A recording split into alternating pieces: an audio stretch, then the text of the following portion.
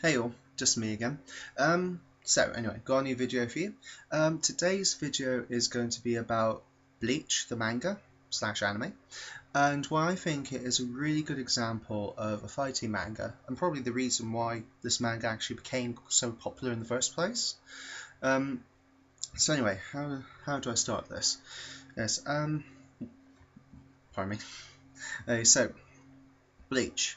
It's a fighting manga. It's focused on Ichigo Kurosaki, a young human that becomes a Shinigami, a god of death, who's charged to help wandering souls and protect them, and lead them into the afterlife. And the story follows him as he um, grows into his responsibilities, meets other Shinigami, and so he learns that he's actually part of this huge, um, how does a huge unknown struggle that's going on that slowly becomes apparent over the course of events. So, sorry, just readjusting there. Um, so, why do I think it's a good example of a fighting manga? Now, what you get in most mangas is what you get in most fighting mangas, sorry, is you'll have characters who are declared strong, and they're strong for either having great magic or great fighting ability or this, that, or the other. The reason I'm actually quite fond of Bleach is they focused very much in the beginning on the skill, the power, the abilities, whilst like in Fairy Tail it's quite ambiguous about just how strong or how powerful a character can be, especially now in the later chapters. It's got a bit ridiculous because people can no longer, you could argue, would Natsu be able to beat Grey now, or does Grey stand no chance now that Natsu seems to have grown so strong? Is Ursa still a very powerful character? Because it's not really defined, they just go on, they've grown so much stronger.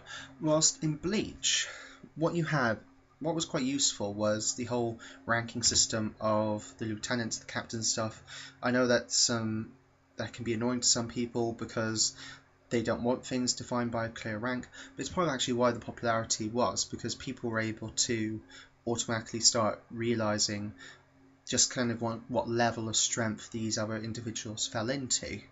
Um, and the reason I quite like Bleach is it actually focused on the skills. It talked about how some characters were not physically strong but focused on speed and the different speed techniques, but then certain characters that were fast weren't necessarily quicker than some, but had certain abilities that meant they could outwit people. And that's what I quite liked about it. Definitely in the beginning, Bleach at times would focus on characters focusing on outwitting others, or relying on certain skills to try and win a fight. Whereas, like in, you actually saw, well, actually, no, Naruto is another good example of a good fighting manga, especially in the beginning, because characters relied on the whole range of skills. And what you'll see in, say, um, Fairy Tail, as much as I love Fairy Tail, a character could pull a really powerful spell out of nowhere, blast an opponent with it, it's done and dusted. There's no real sense of skill or ability there, just kind of like brute power or knowing a spell that can do things. Whereas Bleach was very much, Bleach and Naruto are very much about characters who have extensively trained, who have gained their abilities, and that have tricks up their sleeve that they could pull out with needs be.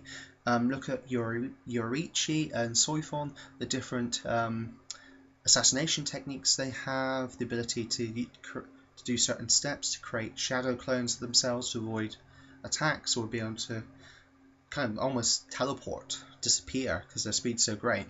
But it also talks about a whole range of skills. During the Zanpakuto Unknown Tales arc, Soifon had to face off against her Zanpakuto, the other part of her spirit, and the Zanpakuto was then outwitted by Soifon because she used her other skills, and she made a point by saying to her Zanpakuto that the fact that she lost because Soifon didn't rely on just her Zanpakuto, she had her other skills. That's the thing. Again, One Piece is a bit some to fairy tale in that it can be sometimes hard to define the limits of certain people's powers. I know it's a bit wrong of me to be talking about limits here and the fact that we can calculate powers and abilities and such like that. I am a great believer that you don't need to have like a ranking system like you have with the Espada in Bleach, where the strength of the characters was done from 10 to 1 for those villains, but it's useful, and because some of the skills were clear cut defined, the areas of expertise. That's why it became quite a popular fighting manga, because it gave people a better grasp of the abilities, etc., of the characters they liked. And especially when it comes to arguments about who will beat who, sort of thing, it's more useful for them to be able to, know what this is, etc. But I have to say, I haven't really liked the fighting style in Bleach recently. Whilst in the past, from about the Agent of the Shinigami arc up to the Invasion of Soul Society arc, there were some clear-cut boundaries and some pointers about how strong characters were. Nowadays, with the White Army invasion, the Quincy's attacking Soul Society and such, all of a sudden these really powerful characters come out of nowhere. There's no way to understand just how powerful or crazy these powerful characters are. They're killing captains and lieutenants of the Shinigami. They're beating up Espada from the Hollow side. And you just sit back and think, this feels so rushed. There's no explanation here. There's no way to know just how strong people are. Oh, you've got an ability called Blunt Vent that apparently can stop any attack, but it's been clearly shown that some Blunt Vents aren't as strong as any others. So some more explanation on the powers and abilities of the Quincy's would be a bit better. And the fact is, they're still humans, or are they spirits? That is another thing. I've noticed that some of these Quincy's are supposedly around when the Quincy's were first killed. So are they still human, or are they spirits? So there's a lot. What I'm getting at is there's a lot of rushed storytelling in the modern Bleach. It hasn't become that great a fighting manga again, but it seems that let me see if I can pronounce his name correctly. Tight Kubo, the author of Bleach. I probably got that wrong. Sorry. But it seems like he's getting his game plan back on more now that he's being able to get to the storytelling of Ichigo's past, his birth, how his parents met and such. It feels like he's actually getting back into his game. So hopefully they'll go back into more explanation about that now and talk a bit more about it, and just give us some sense of idea of what the Quincy's abilities and limits are. Because so far OP Kurigo, I think his name was, as the Quincy's chief of the hunting squad, the one that was hunting down the Hollows and the Arankarars for the Emperor of the Quincy's to use as foot soldiers.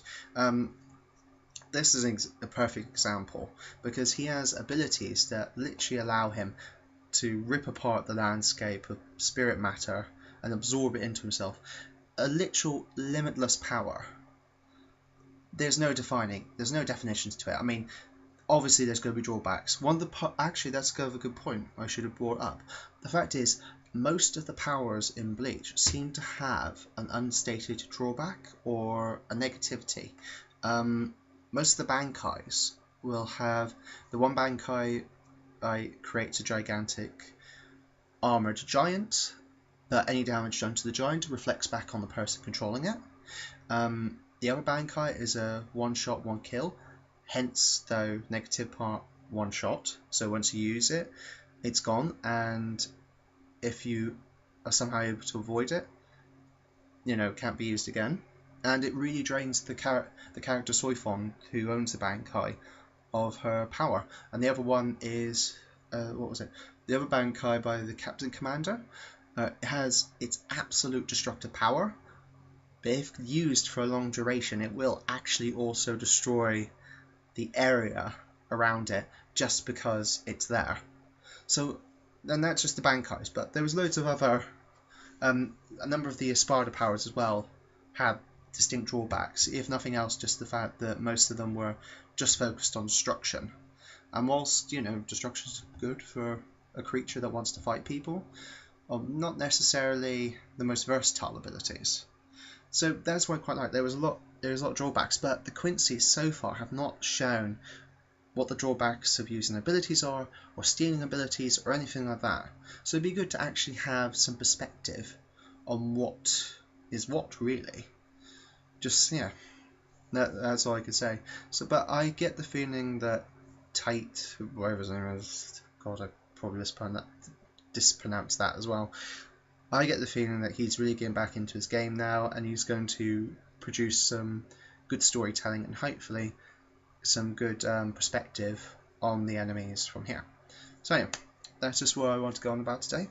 Hope you enjoyed, and leave comments if you disagree or agree or have something extra to say to what I was saying in the section below, and I'll talk to you soon.